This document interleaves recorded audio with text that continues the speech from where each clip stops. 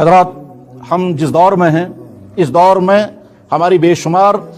پریشان کن صورتحال میں سے ایک بہت پریشان کن صورتحال یہ ہے کہ آج کا مسلمان اپنی ایمان کے باب میں بہت زیادہ غیر محتاط ہو چکا ہے، اور اس کا نتیجہ یہ ہے کہ بے شمار انسانوں کا ایمان چھن چکا ہے اور ان کو پتہ بھی نہیں کہ ہمارا ایمان چھن گیا ہے۔ بے شمار انسانوں نے اپنے بچوں کو ایسے تعلیمی اداروں میں پہنچایا ہے جن تعلیمی اداروں میں پڑھنے کے نتیجے میں ان بچوں کا ایمان چھن چکا ہے، مگر والدین کو کوئی پرواہ نہیں۔ بے شمار ایمان والے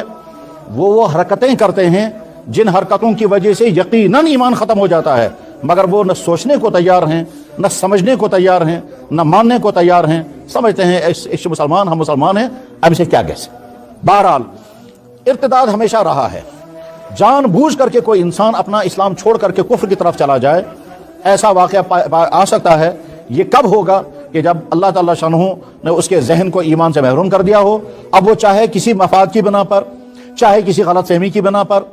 چاہے کسی لالچ کی بنا پر، اور چاہے کسی پریشر کی بنا پر ایمان چھوڑ کر کفر کی طرف چلا جائے۔ ایسا ہوگا لیکن بہت کم ہوگا۔ اس سے زیادہ جو واقعات پیش آئیں گے وہ کیا ہوں گے کہ انسان ایسی حرکتیں کرے گا جن حرکتوں کی وجہ سے وہ آدمی ایمان سے چلا جائے گا۔ مثلا کسی بھی کفر کی کوئی ایسی چیز جو اس کفر کی نشانی ہے، جب وہ مسلمان اس کو اختیار کرے گا تو اس کا ایمان سے ختم ہو جاتا ہے۔ مثلا گلے میں زنار ڈالا گیا، جو عیسائیوں کے ہاں سلیب کہلاتا ہے،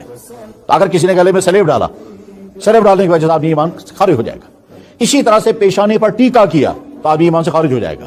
اسی طرح سے مورتی کے سامنے مالائیں ڈالی گئیں تو آدمی ایمان سے خارج ہو جائے گا۔ اسی طرح سے بھجن گائے گئے اور وہ جملے زبان سے بولے گئے جو کفر کے جملے ہیں تو آدمی ایمان سے خارج ہو جاتا ہے۔ اسی طرح سے ایسی حرکاتیں کی گئیں جو حرکتیں بت پرستی کی بنیاد پر کی جاتی ہیں، اور یہ ایمان والے نے وہ حرکتیں کی ہیں، یا وہ کلام پڑھا جو کفر کی بنیاد پر پڑھا جاتا ہے اور آدمی نے مسلمان ہو کر کے وہ کلام پڑھا ہے تو آدمی ایمان سے خارج ہو جاتا ہے، ایمان اس کا ختم ہو جاتا ہے۔ اس نقطے کو سامنے رکھ کر کے غور کیا جائے، وہ ہمارے سکول، جن سکولوں کے اندر بچوں کو وہ پرائر پڑھائے جاتے ہیں جن پرائروں میں کھلم کھلا کفر ہے اور شرک ہے، تو یقیناً وہ استاد جو پڑھانے والا ہے اگر وہ ایمان والا ہے، وہ بچے جو پڑھنے والے ہیں اگر وہ ایمان والے ہیں، تو ان کفر کے پرائروں کو پڑھنے کے نتیجے میں ان کا ایمان ختم ہو جاتا ہے۔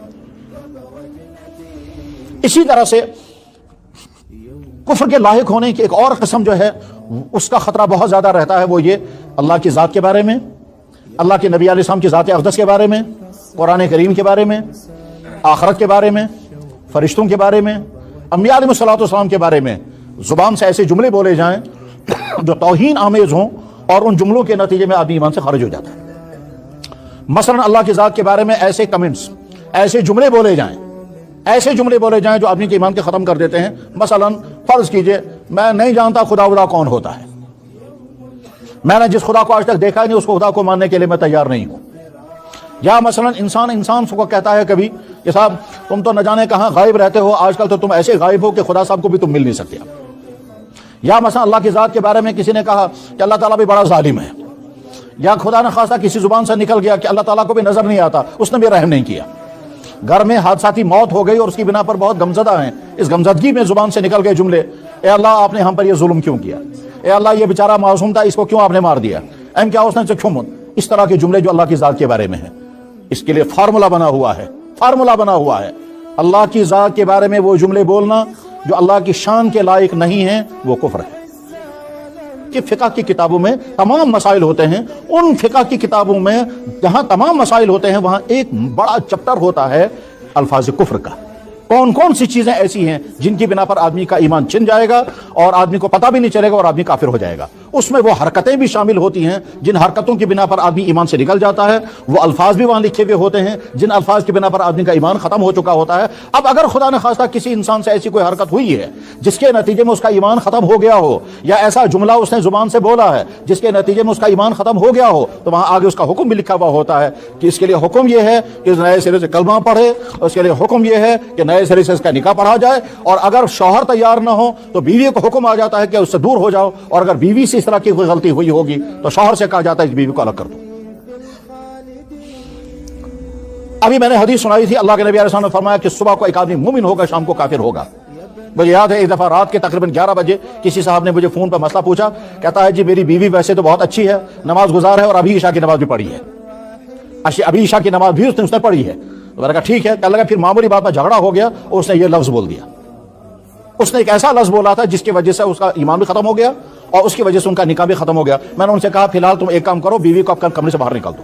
اور دوسرے کمرے میں رکھو، کیونکہ تمہارا ایمان بھی ختم ہو چکا ہے اور تمہارا نکاح بھی ختم ہو گیا۔ حالانکہ ابھی تھوڑی دیر پہلے اس نے نماز پڑھی ہے، لیکن زبان سے ایک ایسا جملہ جو یہاں مسجد میں نہیں بول سکتا اور مناسب بھی نہیں ہے وہ جملہ بولنا، فحش جملہ تھا، نامناسب جملہ تھا، اس فحش اور نامناسب جملے کے نتیجے میں اس کا ایمان ختم ہو گیا۔ یہ ایمان اللہ نے ہم کو عطا فرمایا ہے۔ اس ایمان کو جیسے دنیا کے ہر قیمتی چیز کو طرح طرح کے خطرے ہوتے ہیں، اس ایمان کو بھی خطرے ہیں۔ ان خطروں سے ہر ایمان والے کو چوکنا رہنا ہوتا ہے، خصوصاً آج کے جس دور میں ہم زندگی گزار رہے ہیں۔ اور جب آدمی کو اس کی پرواہ نہیں ہوتی ہے تو انسان وہ حرکتیں کر جاتا ہے جس کے نتیجے میں سمجھتا ہے اب سے کیا، اس سے کیا ہوگا، یہ جو دھوکے والا لفظ ہے اس سے کیا ہوگا۔